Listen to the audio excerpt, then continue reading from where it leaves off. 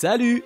Dans cette vidéo, nous examinerons un ongle humain au microscope, nous comparerons huile de voiture fraîche et usagée, ainsi que ce qui est réellement mis dans les saucisses qu'on mange. Oh, il neige cet hiver, et ce serait bête de ne pas regarder les flocons de neige sous microscope, d'autant plus que beaucoup ont écrit à ce sujet. Mais comme la température est plus élevée dans la maison, ramener un flocon de neige à l'intérieur le ferait fondre tout de suite. Nous n'avions donc pas d'autre choix que d'emmener le microscope dehors, dans le froid. Oui, c'est ce qu'on va faire pour cette vidéo. Prendre un flocon de neige avec nos mains n'était pas vraiment une option, parce qu'ils étaient tous entassés ensemble et ont été endommagés quand nous les avons touchés. Ensuite, nous avons pris un morceau de papier et nous l'avons tenu sous la neige qui tombait, afin de récolter de beaux spécimens. Au final, il s'est avéré que tous les flocons de neige sont différents. Par exemple, celui-ci n'était pas plat mais en 3 dimensions, avec un mini flocon de neige sur le dessus et un plus grand en dessous. Parfois, je tombais sur des flocons de neige mutants tellement moches, et à côté d'eux se trouvaient ces beautés moelleuses.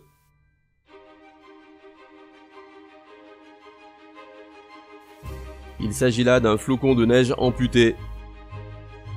On dit qu'il n'y a pas 2 flocons de neige identiques, et il semble que cela soit vrai.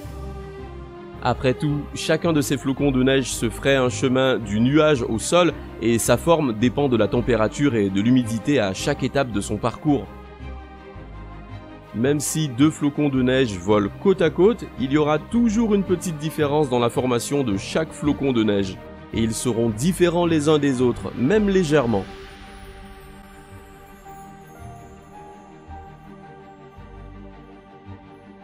Dans la dernière vidéo, nous n'avons pas pu regarder les écailles du poisson, parce que notre poisson était sans écailles. Pour remédier à la situation, cette fois nous avons acheté du poisson avec écailles. À l'aide d'une pince à épiler, il est étonnamment facile de retirer les écailles. Et alors sous grossissement, on voit ces plaques transparentes avec des rainures autour de la circonférence qui sont très similaires à l'empreinte digitale d'une personne.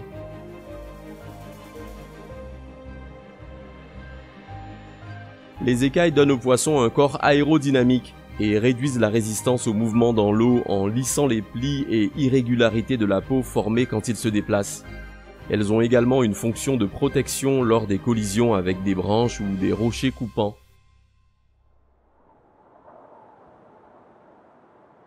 Un abonné a donné une bonne idée, comparer l'huile moteur de voiture fraîche avec l'huile déjà utilisée. Super! Bon, pour récupérer de l'huile usagée, nous aurons besoin d'une voiture et de son moteur. Nous allons prélever un échantillon sous le bouchon de remplissage. Certains diront qu'ils auraient pu faire couler quelques gouttes de la jauge de niveau d'huile, mais il se trouve que dans cette voiture, ça n'existe tout simplement pas. Nous avons également acheté cette nouvelle huile au magasin. Les 2 échantillons ont été placés sur le même verre.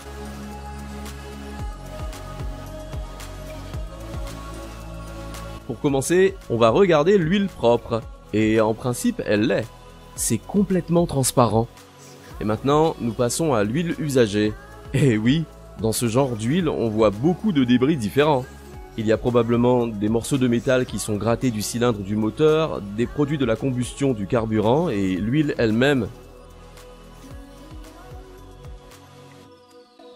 Il aurait probablement fallu récupérer le filtre à huile du moteur et regarder ce qui était accumulé dedans. En fait, il filtre l'huile et y accumule toutes les saletés. Alors changez l'huile de votre voiture à temps si vous en avez une.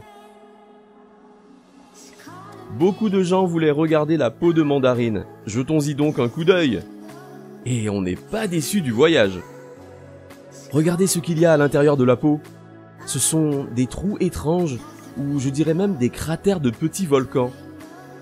Peut-être que la mandarine respire à travers eux, ou dégage une sorte d'odeur. Je ne sais pas quel est leur rôle, pour être honnête. Je serais intéressé de lire vos suppositions. Maintenant, observons l'ongle humain. L'ongle, comme vous le savez, est une plaque dense située sur le bout des doigts. Il sert à protéger nos doigts des dommages mécaniques.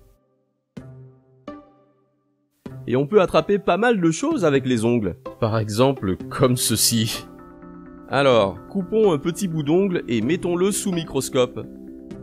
Voilà à quoi ressemble un ongle. C'est comme un morceau de plastique. Il me semble que dans sa composition, l'ongle ressemble beaucoup à la peau. c'est juste que tous les éléments qu'il contient sont probablement plus étroitement attachés, disons pressés. Apparemment, c'est pourquoi il pousse si lentement, seulement 1 à 2 mm par semaine. Un abonné nous a envoyé une vidéo de TikTok où ils prennent un morceau de saucisse, le découpent et le mettent sous un microscope. Sous agrandissement, ça montre que la saucisse a beaucoup de débris et de poils dessus. Est-ce qu'ils mettent vraiment autant de cochonneries dans les produits à base de saucisses? Et on en mange tous? Faut qu'on tire ça au clair. Nous avons acheté des saucisses à prix moyen et des saucisses de Francfort. Pour pouvoir enquêter, nous avons également coupé un morceau des deux, ensuite on les a passés au microscope.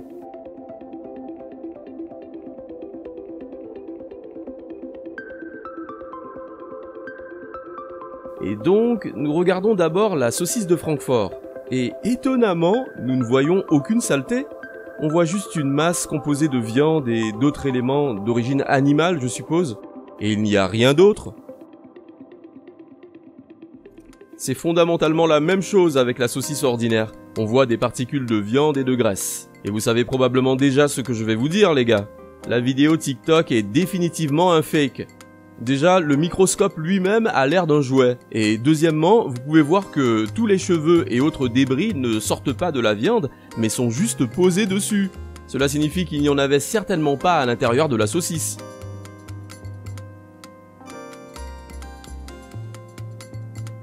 C'est très facile à reproduire.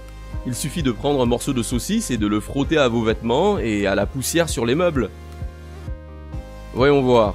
Oh mon Dieu! Combien il y a de cochonneries dans ces saucisses! Quels salauds ces producteurs de saucisses! Qu'est-ce qu'ils nous font manger? Les créateurs de contenu YouTube essaient toujours de proposer un contenu plus authentique.